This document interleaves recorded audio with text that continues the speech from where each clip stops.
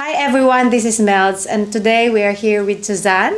Um, let's talk about Suzanne first. Like, how did you come here in New Zealand, and yeah, your story. Um, I came I came to New Zealand I think 10 years ago, 10 and a half. That was February of 2009.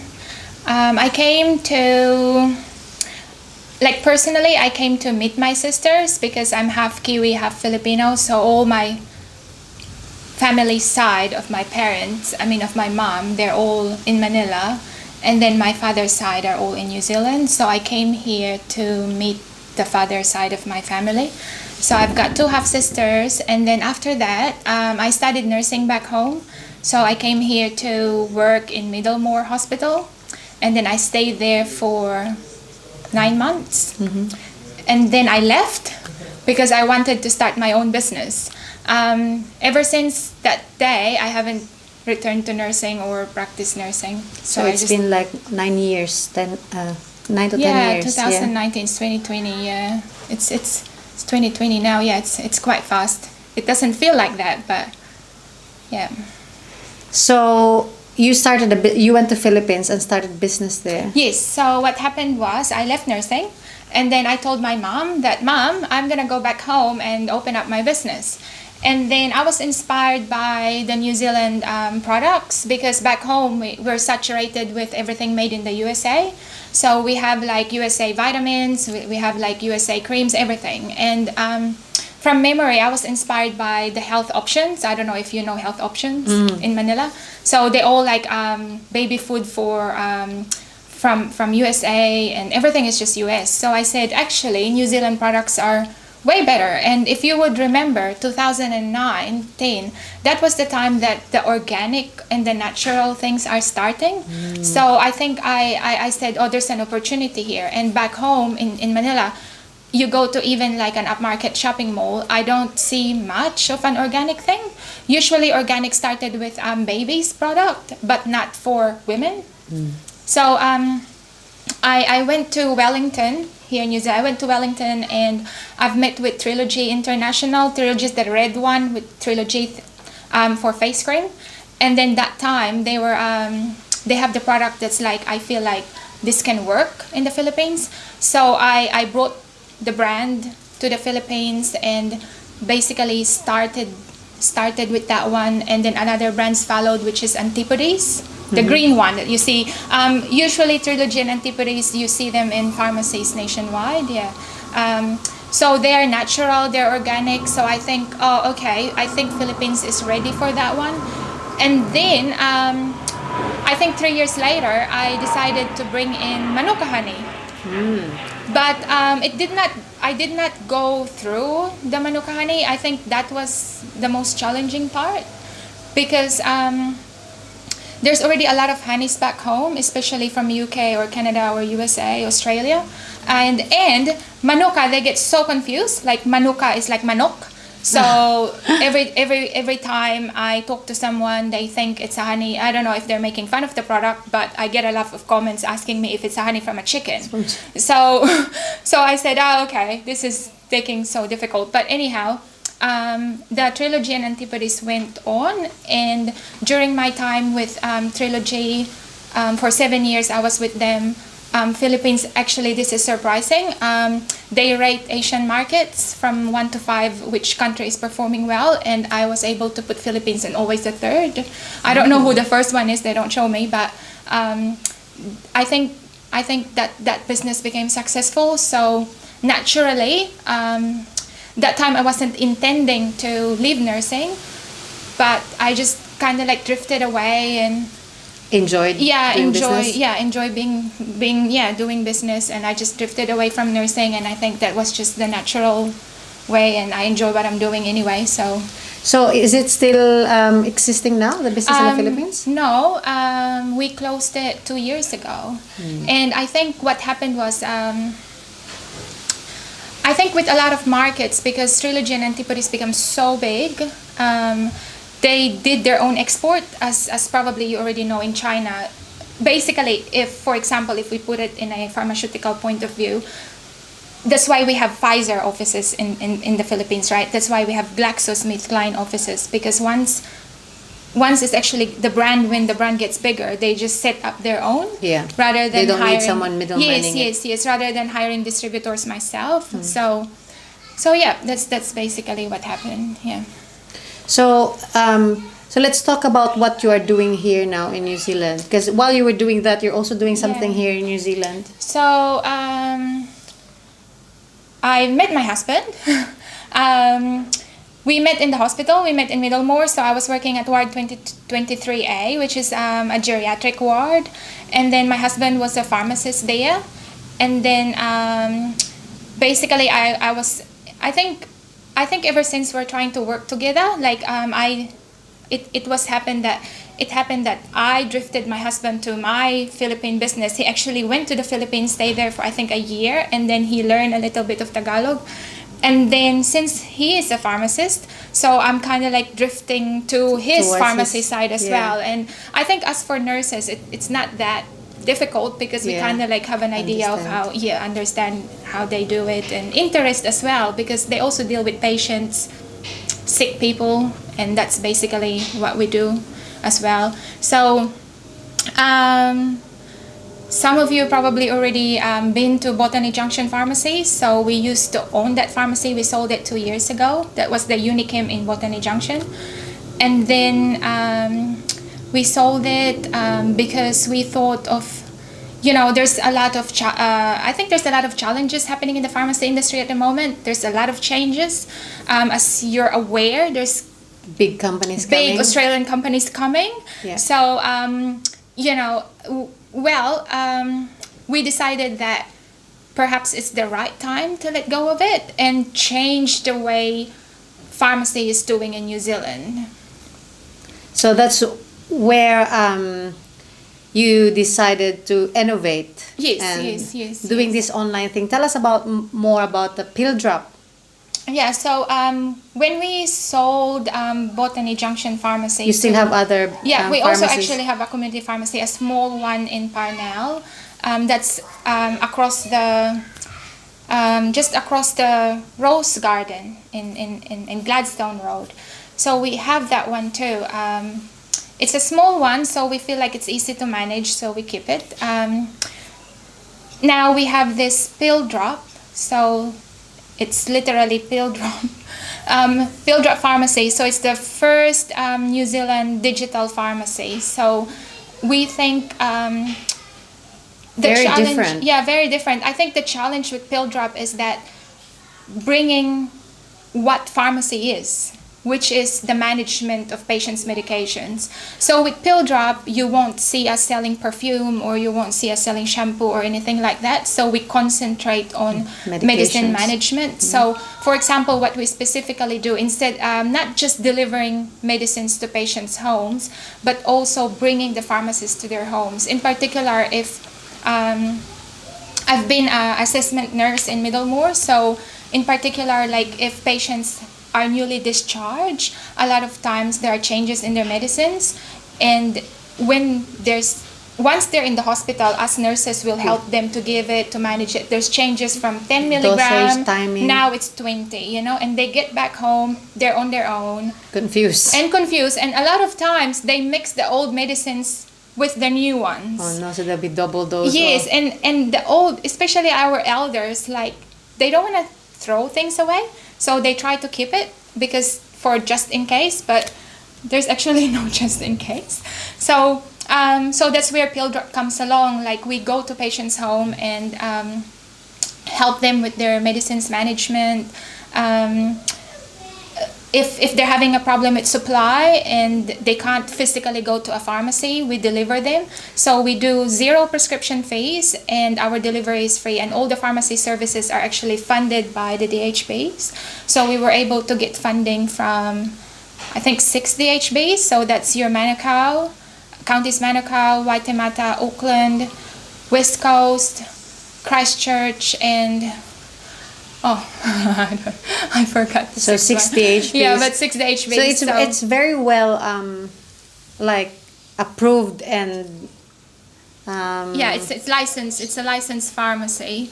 So that's what we do. So if you know of anybody that is like struggling on how to take their medicines, or Problems with mobility, yes, like problems can't with go to mobility, or even problems with actually financial as well. Like we Ah, have yeah, we true. have there's pharmacists now offering free prescription, but they're you know, a lot of times we get old people booking a taxi just go to go to there. the pharmacy and Yeah. pick it up. So if you're having a problems with those ones, I think the team of pharmacists at Pilldrop can help. Like it's a social enterprise. We don't charge the patient. Everything that we do is free. So I think this is the time to kind of like, you know, make use of our profession to actually, you know, give back and help. And technology as well, because Yes, that's true. you do it yeah. online and you just call. Yeah. And so, pharmacy goes to you. Yeah, the Pharmacy with the medicines and the pharmacist. Yeah. So what you do is that there's two things that you can do. So if you have the prescription on your hand, you go pilldrop.co.nz and take a photo of it. Mm-hmm. And then once you take a photo, just like how you take a photo of your food or anything, you take a photo of your script, and then we schedule the delivery time that suits you. So we have 2 windows for delivery. That's 11 to 4 p.m. and 7 to 9. We're open 7 days. And then the medicines will arrive to you same day. So just in case we're out of stock, then it comes the next day. But out of stock usually doesn't happen. And where is it available in New Zealand? Like the services? Yeah, so the full service, which is like you're allowed to take a photo of your script and then deliver the same day, is available in Auckland. And we're planning to open up in Christchurch mid this year. But obviously, we can deliver nationwide. So if you're outside Auckland, you need to ask your GP to fax the script to us. Even outside Auckland, the delivery is free. When you live in rural, the delivery is free. So for those kababayans that we have that live in Christchurch or the West Coast, they can just ask their GP to fax the script to us, and we deliver it as well. So where do they find the information? Because probably some of the GPs probably don't even know about the service. Yes, I believe so. We're new, so we just launched last month. I believe a lot of GPs still doesn't know Pilldrop. Online you can see our fax, so that's 2769292.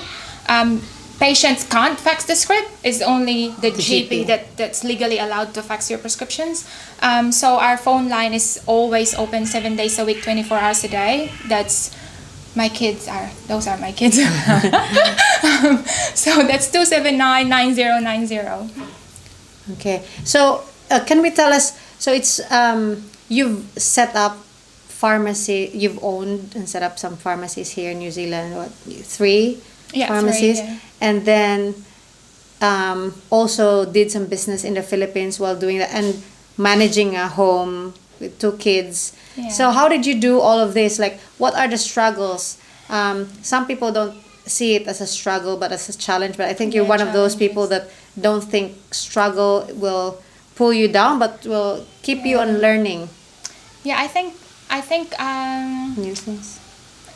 I think I really thought of having my own business ever since. I think to make it easier for a person, I think generally you need to set your goal and you need to stick to it. So a lot of, you will meet a lot of people that will not support you, or will even try to bring you down. But once you set your goal into something, just do it. So it must be hard to deal with a Filipino community, because they're not so used to usually business owners here in New Zealand as a Filipino, because we came here mostly as an OFW, the struggle, Pinoy struggling workforce, here in New Zealand, but you were kind of different because you were able to set up a business. And is it hard, or? I think setting up a business in New Zealand is probably way easier than setting up a business in the Philippines, because in the Philippines we work as per city, so you have to have city permit. So if you have a branch in Quezon City, that permit wouldn't work in other places, and a lot of paperwork, and usually it's also manual. When I opened my business, that was 2011 from memory, everything was just manual. They have online or they have a phone line, but usually I think they're so busy, so much population, so much busy to actually Process your papers. Process your papers. Yeah. So I think in New Zealand it's way easier. Like everything is just online and it doesn't cost. So Okay, I will also discuss later on. We'll have second episode to discuss and to encourage you to set up a business. If you have those ideas for a long time now and you just haven't started and you don't know where to start, we'll discuss about it later on. The differences between setting up a business in New Zealand and in Philippines, as much as what she can remember, so that to encourage you. We will try to put links as well on where you can find it, like registration and all those things, tax. Because we know it's very hard to set up a business in Philippines. You have to have lots of money and all those things, but in here it's kind of different, so we want to encourage more people to do that.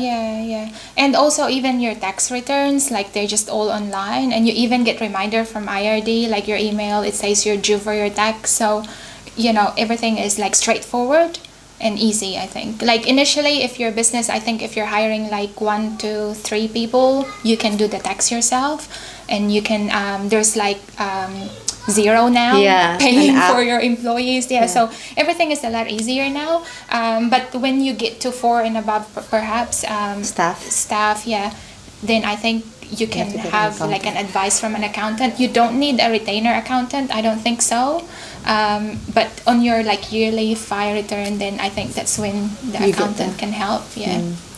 So can we also discuss how did you get to where you are now? Like, I'm sure with lots of people just regular going to work, you get challenges along the way, bad traffic, but here, how did you get there? Like, what did you notice that made you different from other people with regards to setting a goal and actually doing it? Like, what did you notice, like especially for most Filipinos? Like, we have a maybe different mindset, like, oh, maybe I can't do that.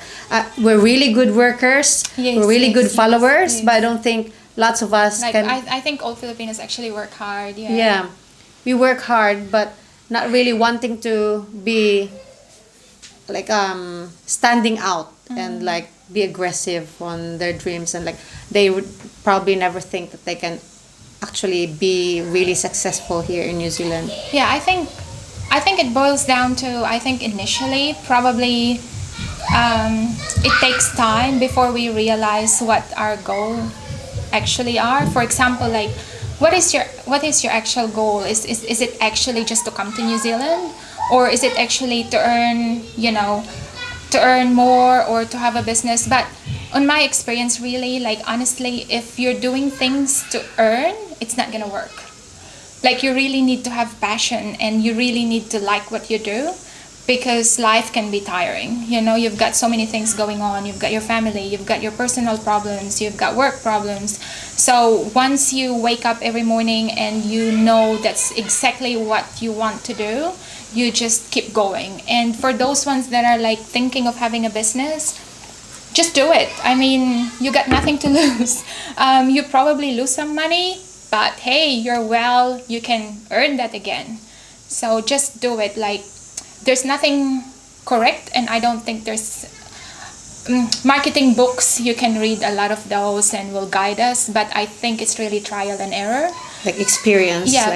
Like trial and error, because even consumer nowadays, they're changing, like the way we see things, the way we buy things, so it's really trial and error. And a lot of businesses, it really depends on what are you selling as well.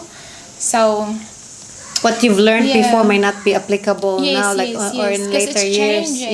Like how we do things now is changing. Like, so what you've done with Pilldrop, like very innovative. So I think it's adapting to the needs of people and really liking what you do and just go for it and don't look back. Like, just do it. Like, and learn from it. And learn from it. Like, every day will be a learning thing. And even I see a lot of like posts in Facebook, like in our Facebook, group? in our group, like selling food, and I often like them because I I want them to like be inspired, and obviously if you're doing food, you like cooking, and I think that's what the starting point is. Like You have the think, passion, yes, you have you think of a business that you actually like doing. So Suzanne, so did you come from a background in the Philippines? Where are you in the Philippines again? Sorry. So from Tacloban, I was born in Tacloban. Okay. So from Tacloban, did you come from a family of like? Do you have businesses back Business home? background. No, we don't. My family is very academic.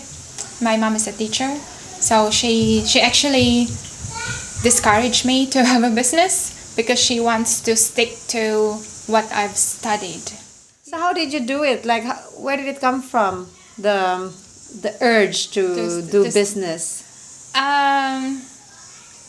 I think ever since I was a young girl, I was already like back in our province. I would like go around the neighborhood and sell like ice candy and things like that. Just like me.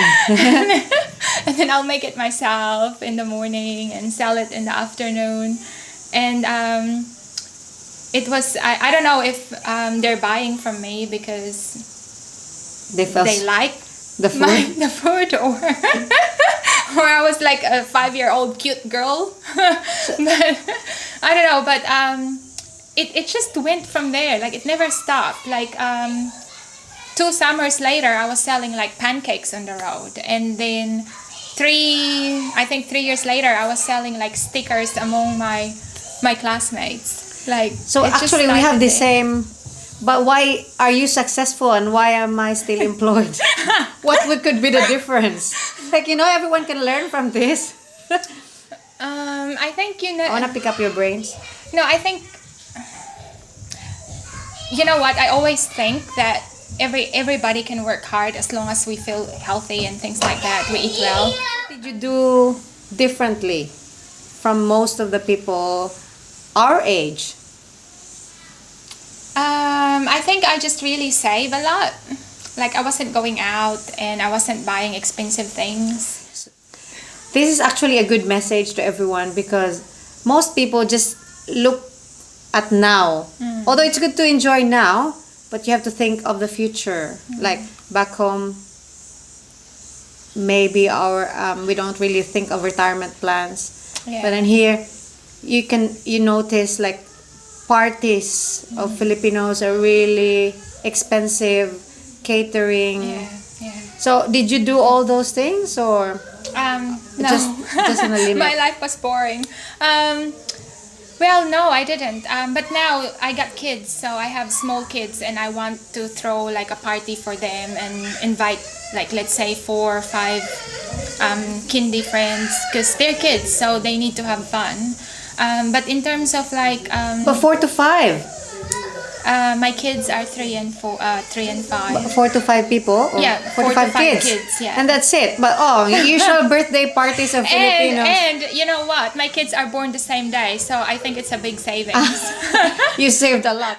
So Suzanne, how did you manage to save? So you said you also sacrificed some things that you would like, but you didn't do it because of a goal that you wanted to achieve. So what are the examples or any tips as well to our kababayans that, like just do it now and then later on you'll reap what you sow? So kind of thing. I think saving I think is very important. Like you just need to save, and I don't think that I think with any earning that you have, whether you earn $20 an hour or you earn $40 an hour, you can always save. It's not a matter of amount. Saving can be like $2 a day, always save, and then just prioritize the things that you need. I remember like I don't buy expensive clothes, or I've never went to like holidays. But it's not like at the end of the day I don't feel like I'm taking away those things from myself, because I'm thinking that I have a goal and I'm gonna be there. But in saying that, I'm not saying that you can't go on holidays, but I think it's prioritizing. And like for example, when I've never had a new car, So, and then when I came to New Zealand renting a house. So when I was renting, I basically tried to rent the cheapest house possible. So, So I think I've noticed as well with lots of our kababayans, they don't want to compromise location, so they want to as close as possible, as new as possible. So expensive, and then there's like 4 rooms, 3 rooms not really being used. Yeah. Those things like doesn't want to sacrifice now because they're already used to it in the Philippines as well. But yeah, before you've owned this house, you also rented and you also sacrifice some things. Yes, I think this is our second home. So when we bought our first home, it was a 3-bedroom house, and we used to live in South Auckland. So definitely the houses in South are cheaper than where we are now. But it wasn't lucky for us that when we bought our house, we don't have kids yet. So I think for families with kids, then the location come into place in terms of like the school zone and things like that. So obviously we want the best for our kids, right? So I think the sooner you can start Saving for a house? Yeah, saving for a house, the better. The goal is to buy a house. The goal is not to buy a beautiful house. So once you're there, a property ladder, right? Yes, like you can once you're there, you can always upgrade. You know, like the value of your house, they go up, and you know, like for example, in a year, the value of your house can go up to at least 50,000. Then that 50,000 is very difficult to earn. So it's basically 2 things that's trying to earn for you: yourself and your house.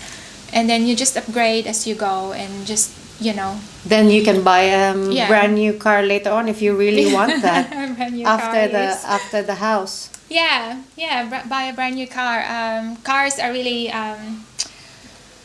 I think cars for me are luxury. So in saying that, I'm not saying that we're not allowed to have luxuries. Of course we do, but. Again, the value depreciates, so it's always good to put your money on properties.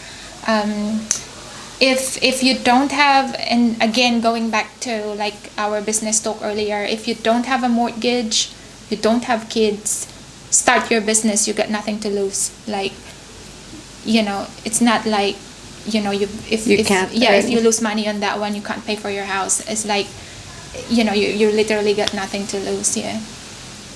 So initially, maintain their work, and then start doing side hustles, or start thinking how they want to achieve their business.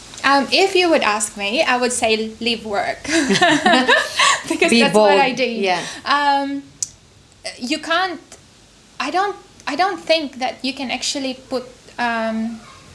Focus on 2 things. I think us women, we're natural mothers. That's why we can be a mom at the same time work or do other things. But I think in terms of like career,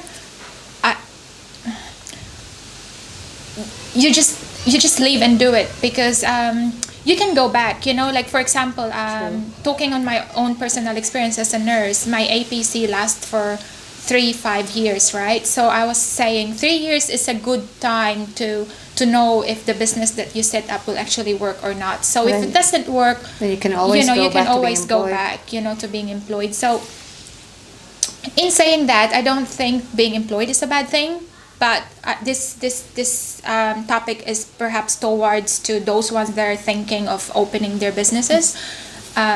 So just do it. My advice is really to leave and focus on what you're starting. Like, I don't think business is difficult, especially when you're starting. So if it's gonna be a sideline, then that's fine. It can be a sideline business. But if you really wanna do it well and support your lifestyle, then you really need to focus. Yeah. Yeah.